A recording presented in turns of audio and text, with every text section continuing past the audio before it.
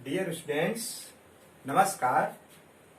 पिछले वीडियो में हम समस्त लोगों ने असर्टिव सेंटेंस को नेगेटिव सेंटेंस में कन्वर्ट करने की विधि के विषय में चर्चा की थी।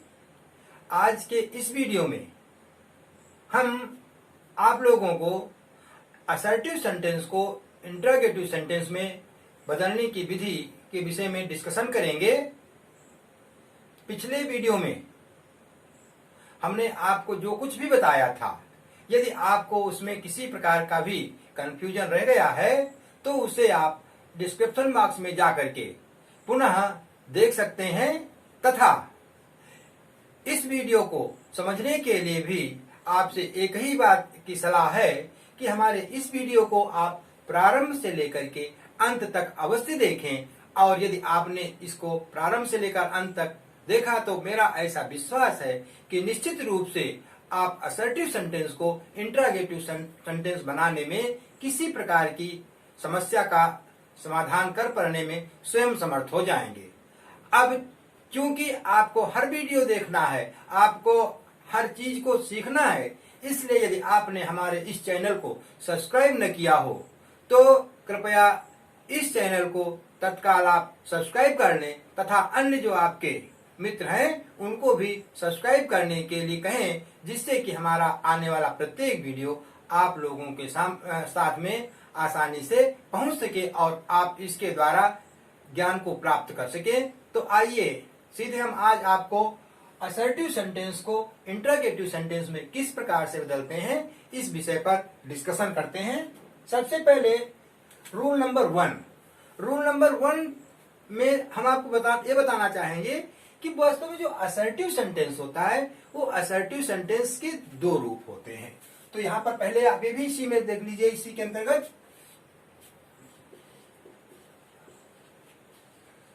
असर्टिव सेंटेंस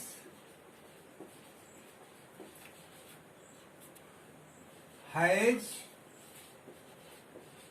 टू टाइप्स, अर्थात असर्टिव सेंटेंस के दो प्रकार होते हैं।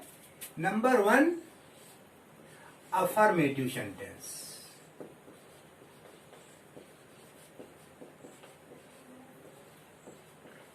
अफर्मेटिव सेंटेंस को ही हम पॉजिटिव सेंटेंस भी कह सकते हैं। और नंबर टू आपका negative sentence.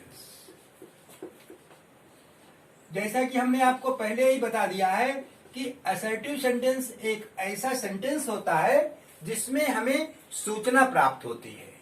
We get information with assertive sentence and this information may be in positive और इन निगेटिव।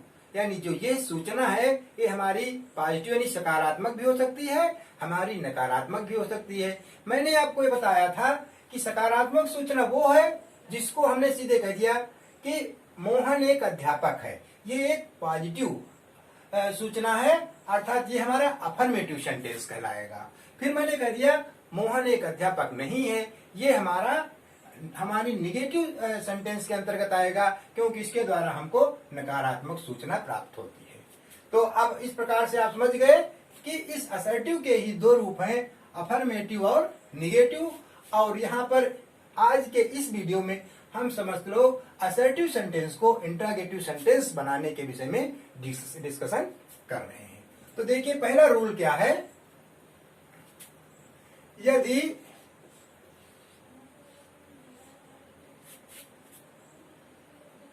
दिया गया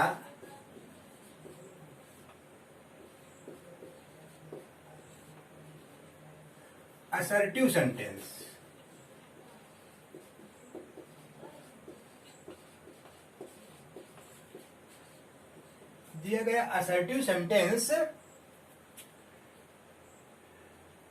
में लिंकिंग वर्ब,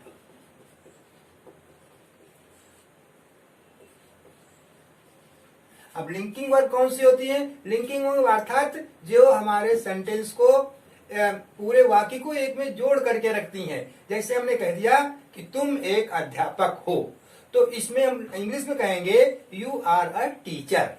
या मैंने कह दिया वह मेरा भाई है, ही इज माई ब्रदर, वे विद्यार्थी थे, दे वर स्टूडेंट्स।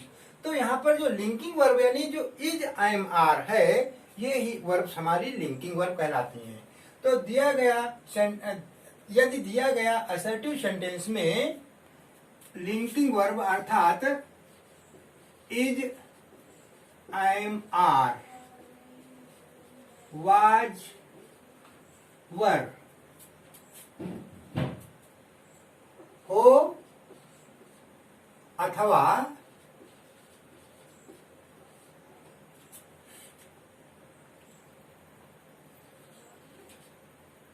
इस वाक्य में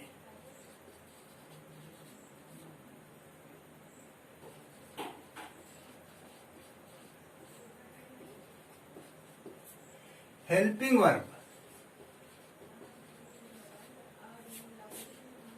वर्ब या मॉडल वर्ब। अब हमको हेल्पिंग वर्ब के रूप में हम सीधे is I am are was were या has have had will have shall जो भी आपकी वर्ब्स आती हैं वो सभी हेल्पिंग वर्ब के रूप में आती हैं। और दूसरे होते हैं मॉडल वर्ब्स। अब मॉडल वर्ब्स के अंतर्गत आपकी मैंने आपको पहले बताया था मॉडल वर्ब्स में आती हैं विल, शैल, मे, माइट,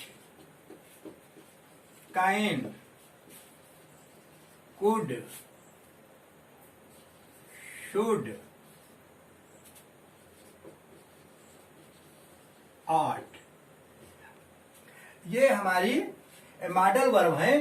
तो इस प्रकार से हमने देखा कि यदि हमारे असर्टिव सेंटेंस के अंतर्गत लिंकिंग वर्ब अर्थात is I am are was या वर दिया हो अथवा हेल्पिंग वर्ब के रूप में is I am are was were has have had दिया गया हो या शैल या विल दिया गया हो तथा उसी प्रकार से यदि मॉडल वर्ब में will, shall, may, might, can, could, should, ought आया हो या दिया गया हो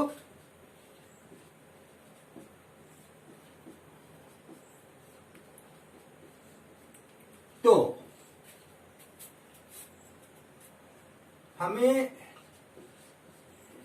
इंट्रोगेटिव बनाने के लिए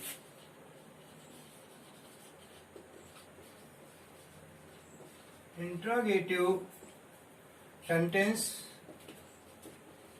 बनाने हेतु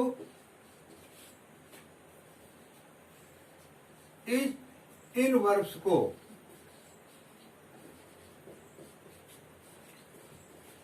सेंटेंस के प्रारंभ में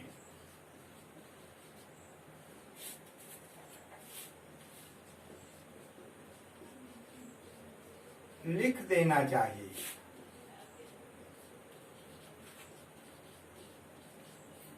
वह सेंटेंस के अंत में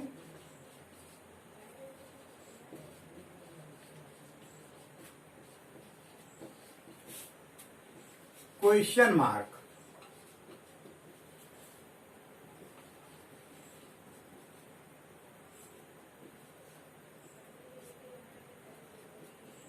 लगा देना चाहिए। बहुत ही इजी फार्मूला है, बहुत ही इजी हमारा ये सूत्र है। यदि हमने इतनी बात को सीख लिया तो निश्चित रूप से हम इस असर्टिव सेंटेंस को इंट्रोगेटिव सेंटेंस बनाने में कामयाब रहेंगे। फॉर एग्जाम्पल भी देख लेते हैं। पहला सेंटेंस, माई मदर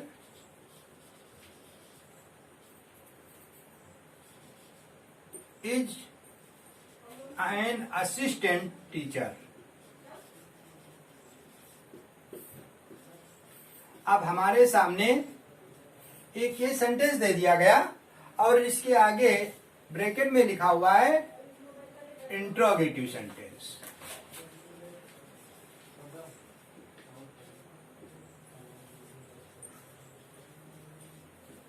अब जब इस सेंटेंस को हम देखते हैं तो देखने पर हमको लग रहा है कि यहाँ पर जो इज है, ये इज हमारी लिंकिंग वर्ब के रूप में प्रयोग की गई है।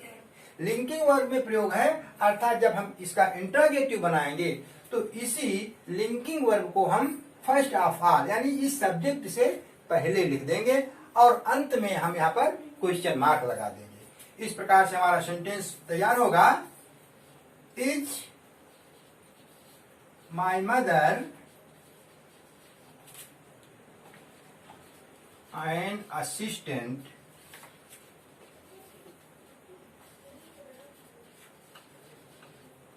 अब ध्यान रहे कि क्वेश्चन मार्क लगाना कतई न भूले, क्योंकि क्वेश्चन मार्क ये बहुत बड़ी पहचान होती है इंट्रोगेटिव सेंटेंस की। सेकेंड एग्जांपल देख लीजिए। यू शुड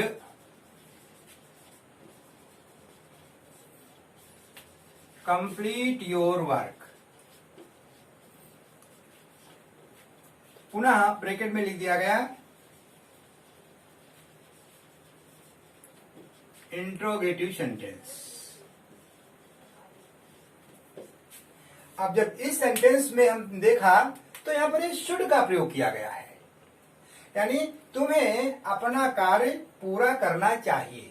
अब जब यहां पर हम देखते हैं तो यहां पर ये शब्द आता है model verbs, will, shall, may, might, can, could, should, ought.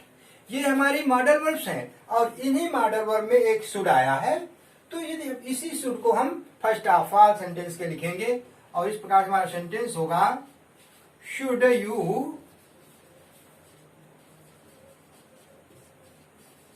Complete your work at last question mark. तो इस प्रकार से हमारा ये सेंटेंस कंप्लीट हुआ। अभी हम चाहते हैं कि आपको एक दो एग्जांपल्स और दे दिए जाएं जिससे आप इस रूल को बिल्कुल कायदे से बिल्कुल इसमें आप परफेक्ट हो सके और आने वाले समय में आपको किसी प्रकार की दिक्कत का सामना न हो। एग्जाम्पल नंबर 3,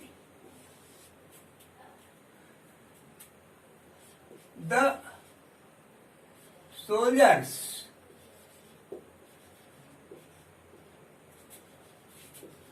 मस्ट डिफेंड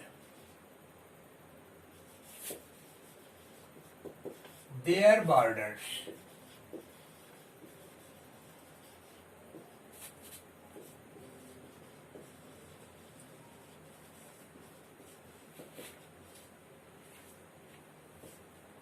अब जब इस सेंटेंस को बनाएंगे तो यहां पर मस्ट का प्रयोग कर दिया गया। अब जब इसको पुनः पहले लिख देंगे और हमारा इस प्रकार से सेंटेंस बनेगा must the soldiers defend their borders।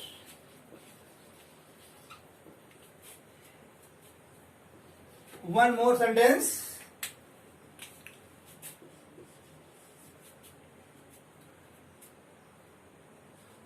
I have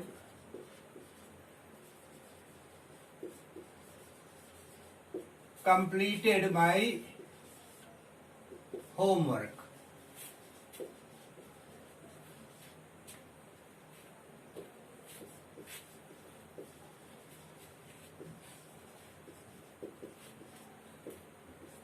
जब इस सेंटेंस को बनाएंगे, अब यहां पर हम देखते हैं जो ये हैव लिखा हुआ है ये हमारा हेल्पिंग वर्ब के रूप में प्रयोग किया गया है। और मैंने आपको पहले बताया यदि हेल्पिंग वर्ब बीच में दी होती है इंट्रोगेटिव बनाने के लिए उसे भी हमें फर्स्ट ऑफ ऑल ही लिखना चाहिए, अर्थात have I completed my homework. इस प्रकार से हमारा ये रूल क्लियर हो गया और मैं अपेक्षा करता हूं, ऐसा मैं विचार करता हूं कि निश्चित रूप से ये बात आप लोगों की समझ में आ ही गई होगी। अब इस रूल के बाद में रूल नंबर 2। अब देखिए यहां पर ये आपके सामने है, हमने लिख दिया रूल नंबर 2। यदि असर्टिव सेंटेंस में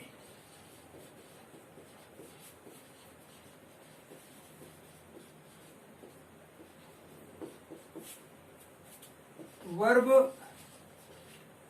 सेकेंड दी गई हो तो इंट्रोगेटिव सेंटेंस बनाने के लिए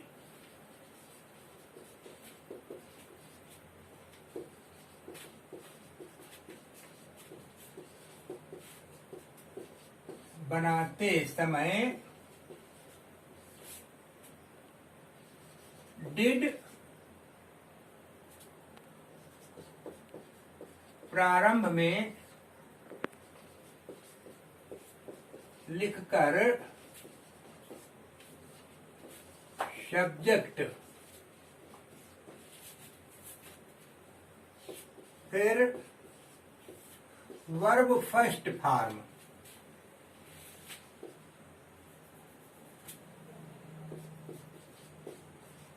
लिखकर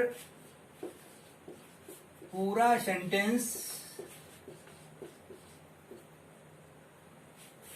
जो कहते उतार देते हैं।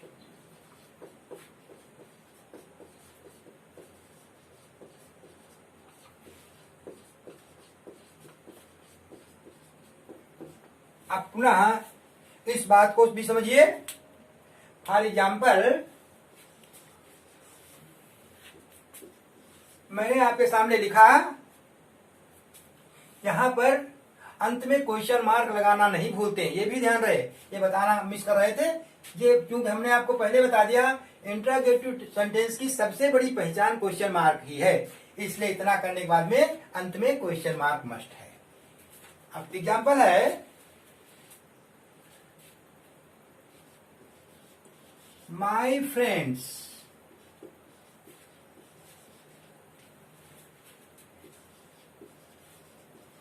bought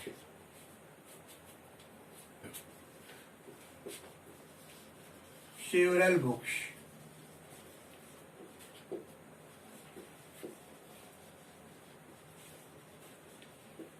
इंट्रोगेटिव में हमें कन्वर्ट करना है। अब जब इस सेंटेंस को हमने देखा और अपने ऊपर रूल को जो हमने अप्लाई किया, तो ये सीधे लिखा है कि वर्ब सेकेंड दी गई हो, तो इंट्रोगेटिव सेंटेंस बनाते समय डिड प्रारंभ में लिखकर सब्जेक्ट फिर वर्ब फर्स्ट लिख देते हैं, यानी सबसे पहले हमको डिड का यूज करना होगा। अर्थात लिखेंगे डिड माई फ्रेंड्स बॉट की फर्स्ट फॉर्म, आपकी फॉर्म जाती है बाय बाट बाट, तो बॉट की फर्स्ट फॉर्म होती है bye, BUY। Did my friends buy several books? At last question mark. एक सेंटेंस और, the teacher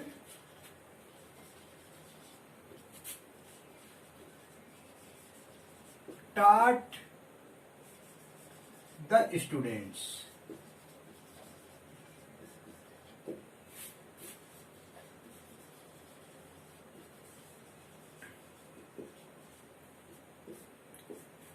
The teacher taught the students. अध्यापक ने विद्यार्थियों को पढ़ाया।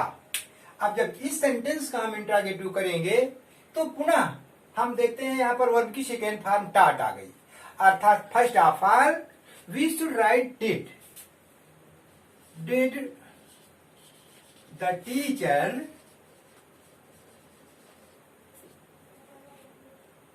Teach the students? At last question mark. One more example and last example of this rule. We lost our game.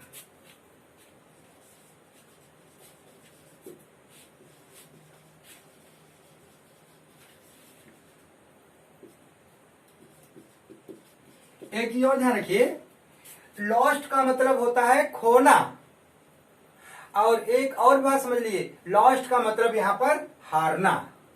We lost our game, इसका अर्थ ये नहीं है कि हमने अपने खेल को खो दिया है। अब यहां पर इस सेंटेंस का अर्थ निकलेगा, हमने अपना खेल, मैं अपना खेल या हम अपना खेल हार गए हैं। अब इस सेट का जब इंट्रोगेटिव बनाएंगे तो फर्स्ट ऑफ ऑल डिड, और डिड के बाद में subject we lost our game at last question mark. अब इस नियम के बाद में अगला नेक्स्ट रूल यानी रूल नंबर 3 देखते हैं, और रूल नंबर 3 ही हमारा लास्ट रूल है। जिस रूल को आपने समझ लिया तो मान के चलिए कोई भी सेंटेंस हो, उसको इंट्रोगेटिव बनाने में आपको किसी भी प्रकार की समस्या का सामना नहीं करने पड़ेगा। रूल नंबर 3,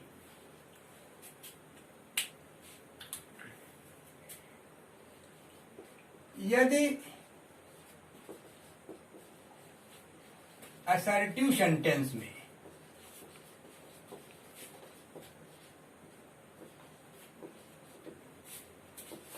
वर्ब फर्स्ट दी गई हो तो उसका इंट्रोगेटिव बनाते समय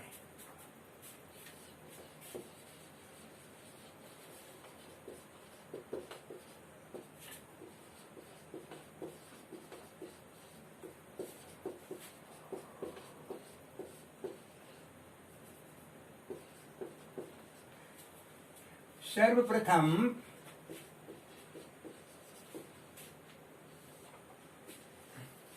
डू लिख देते हैं और सेंटेंस के अंत में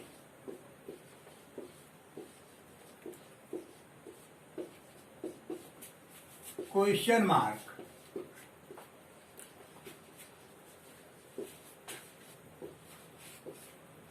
लगा देते हैं।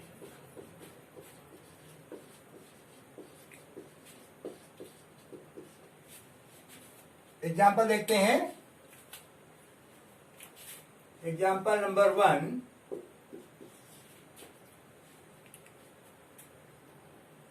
शी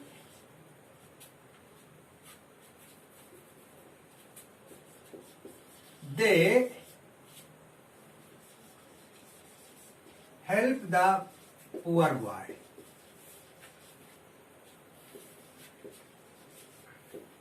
आगे लिखा है इंट्रोगेटिव।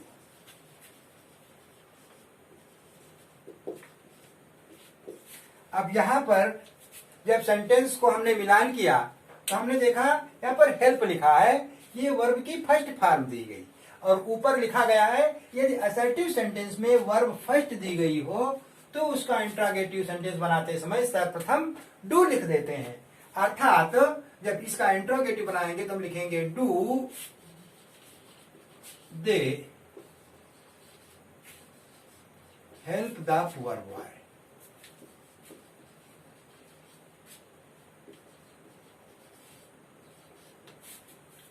सेंटेंस नंबर 2,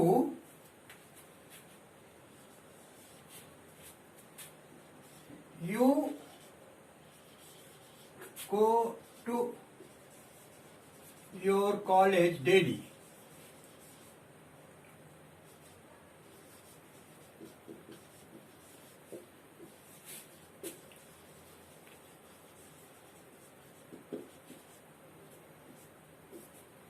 अब यहां पर भी वही कंडीशन है, वर्ब की फर्स्ट फॉर्म लिखी है, अर्थात हम लिखेंगे do you go to your college daily।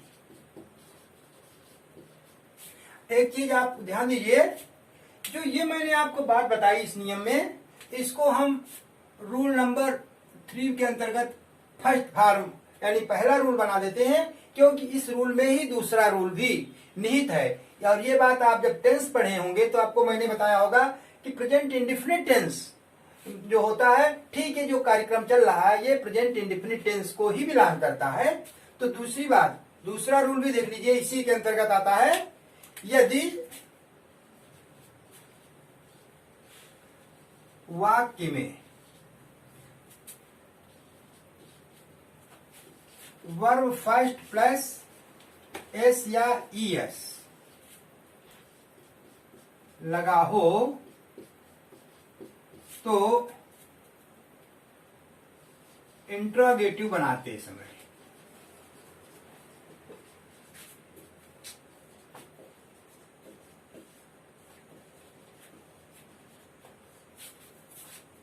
सर्वप्रथम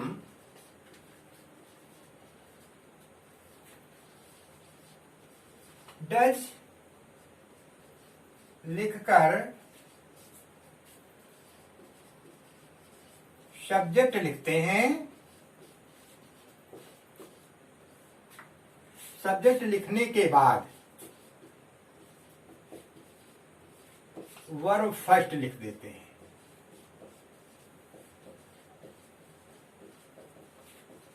तथा अंत में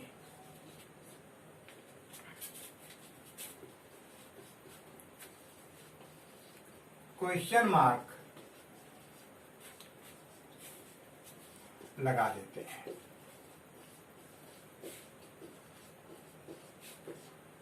अब यहां पर इसका भी एग्जाम्पल देखते हैं, और ये ध्यान रहे कि ये रूल नंबर 3 का सेकेंड पार्ट ही है, इसलिए इसका एग्जाम्पल भी ठीक इसी प्रकार से है। बस थोड़ा सा इसमें समझने की बात है कि जिससे कहीं ऐसा न हो कि हमारा ये सब्जेक्ट सिंगुलर में है या प्लूरल में है और हमें किसी प्रकार की मिसिंग हो जाए, इसलिए यहां पर ये भी आपको बताना मैं जरूरी समझता था। एग्जाम्पल फर्स्ट है, mother cooks the food in the kitchen.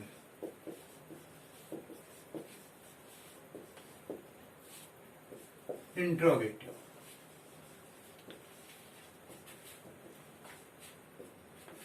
जब इस सेंटेंस को हम बनाएंगे तो इस सेंटेंस का इंटरोगेटिव बनाने के लिए ध्यान दीजिए, यहां पर कुक्स लिखा है, अर्थात हम सबसे पहले डज का यूज करेंगे, यानी डज मदर, यहां पर कुक्स लिखा है लेकिन हम यहां लिखेंगे cook, cook the food in the kitchen.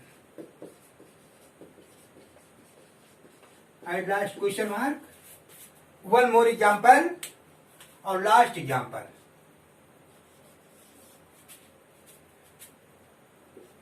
My brother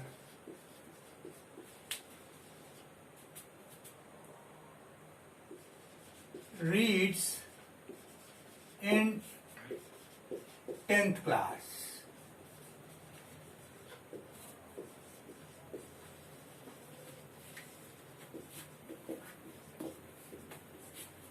अब जब इस सेंटेंस को हम बनाएंगे तो यहां भी वही कंडीशन हमारे सामने क्रिएट हो गई और लिखेंगे Does my brother read in 10th class? सबसे लास्ट एग्जाम्पल और है, क्योंकि मैंने यहां पर केवल आपको एस लगा करके आपका एग्जाम्पल दिया है, और जो फार्मूला है जो आपका लिखा है इसमें लिखा है एस या ईएस आने पर। तो ईएस किस में आता है आपको ये भी हम लिखते समय बताते जाते हैं, और आप भी इसको समझिए। पहले एग्जाम्पल देख लीजिए,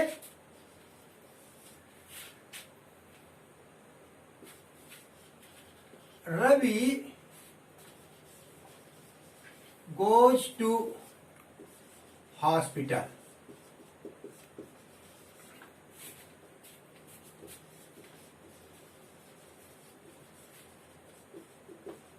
एक चीज बिल्कुल क्लियर कर देते हैं, यहां पर ईएस जुड़ा है और यहां पर एस जुड़ा है।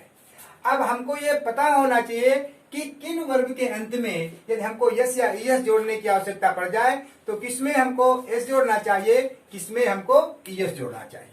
तो इसका सीधा सा आपका तरीका है कि यदि वर्ब के अंत में एस, डबल एस, ओ, एक्स, सी एच या एस एच आए तो हमें ईएस जोड़ देना चाहिए।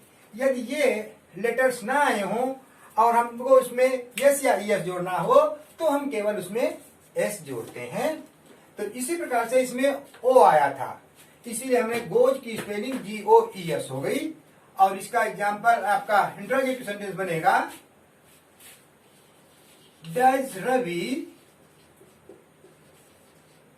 गो टू हॉस्पिटल।